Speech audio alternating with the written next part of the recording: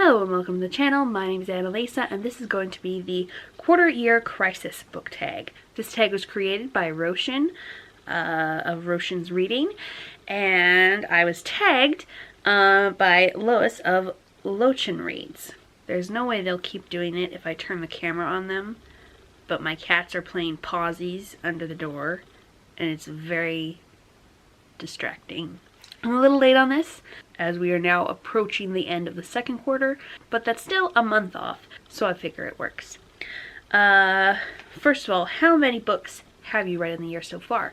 And I've read 100 now at the time of filming, and back at the end of March, I probably would have read about 60. So more than half of what I've read so far, because I read a lot in February, so I'm guessing that it evens out to about that much.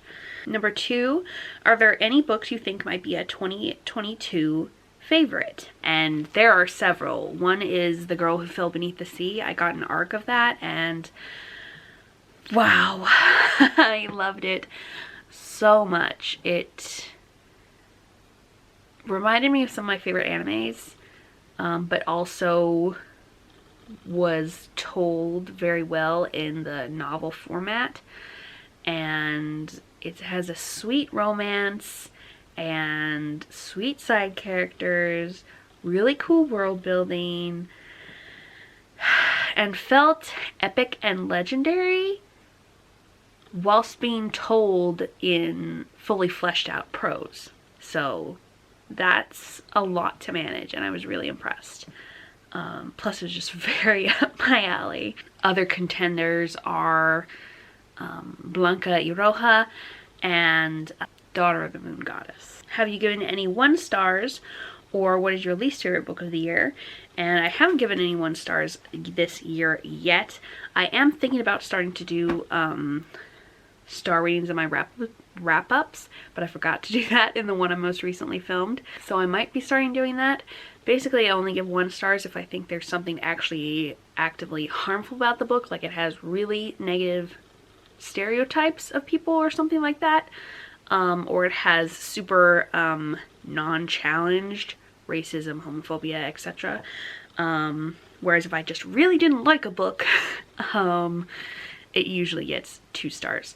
And I usually don't read harmful books because they don't get recommended to me, because I get good recommendations. But I looked at my 3 2 stars that I have for this year so far, and the worst one was Midwife's Apprentice, which was just so...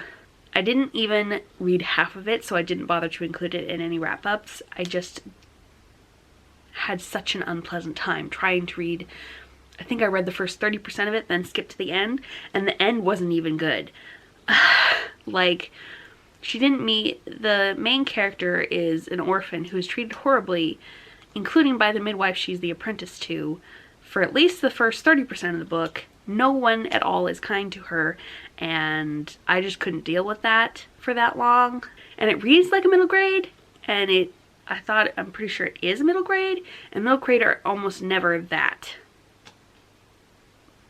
sad. Like, they can handle dark topics without being so unrelentingly negative. Okay, what is your most read genre so far? And unsurprisingly, it's romances. Partially because I read almost exclusively romances in the month of February. And I've read quite a few romances since then because I enjoy them. I also enjoy fantasy a lot, but I haven't done any fantasy readathons. And the other readathons that I've done have been like feminism and disability focused, so like more non-fiction and contemporary stuff, and less fantasy in both of those areas. So I would like to read more fantasy, but I don't mind reading a lot of romance because it's really enjoyable. So as of now, I've read, which I'm filming this on the 25th of May, I've read 40 romances and 24 fantasy, which there is some crossover. I counted them twice when it was a fantasy romance. What is a book that surprised you? And A Chorus Rises really surprised me, by Bethany C. Morrow. I was really looking forward to the sequel of A Song Will of Water because I adored that book, but I was also wary of it because the main character is the antagonist from the last book. So, and what was surprising about it was the writing was wonderful, but the main character was really unlikable for most of the book, and usually that's a deal breaker for me, but I still really enjoyed it, and like I was even enjoying myself reading it before it got to her redemption arc actually happening. So that one definitely surprised me, and like I had an abnormal reaction to it compared to similar-ish books that I've read before. Number 6. What is a 2022 release that has already come out that you want to read but haven't yet? And I'm pretty sure that Skin of the Sea came out this year, and I still want to read it. Wondering if I should wait until it's a little closer to the time when the next book is coming out, which I think is in like October. Number 7, what is a goal for the year that you are succeeding at?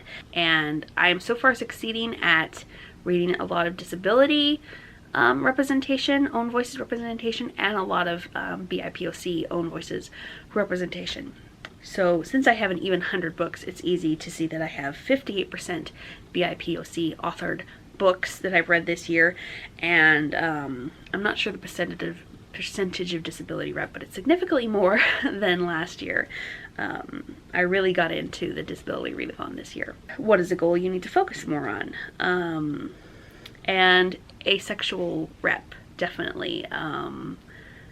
That's something that, again, this year I have not found very much of. Like, I found one book that had Arrow Ace rep.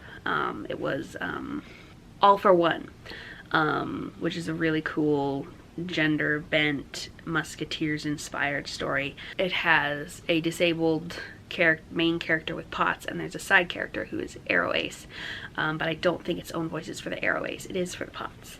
But yeah, even just representation, I would like to find more books with main characters or prominent side characters who are asexual, because that's what I am. So I'd like to do a better job of finding those and promoting them. Number 9, who are some new to you booktubers, bookstagrammers, and talkers this year that you want to recommend? And so I went through my subscriptions and had a terrible time because I could not distinguish between, are they new to me or have I just not watched a video from them in a really long time? And the ones that I knew for sure that I had followed just this year, a bunch of them I recommended in my autistic tag video, and another couple I'm going to be talking about referencing because of something else. Lois is new to me. We kind of both found each other this year. I'm not really engaged on Bookstagram or BookTok. I use TikTok for neurodivergent stuff and a lot of like social justice education and cat videos. But anyway, one person who I know I discovered in like the last week was Sufficiently Advanced Lena, who I am pretty sure is Spanish, from Spain. I just heard about her from Angela of Literature Science Alliance, who was doing a like roundup of recent releases and like had collected people's reviews of those recent releases and said that this Booktubers review was really good, so I went and checked it out, and it was really good, and so I enjoyed that one particularly. And that is the tag. Thank you, Lois, for tagging me. I always love getting tagged. I would still love to know about your goals, how you're doing on them, like are any of them going well, or any of them going particularly badly, and do you have a favorite and least favorite book of the year so far? Thank you so much for watching, and I'll see you in the next video. Bye!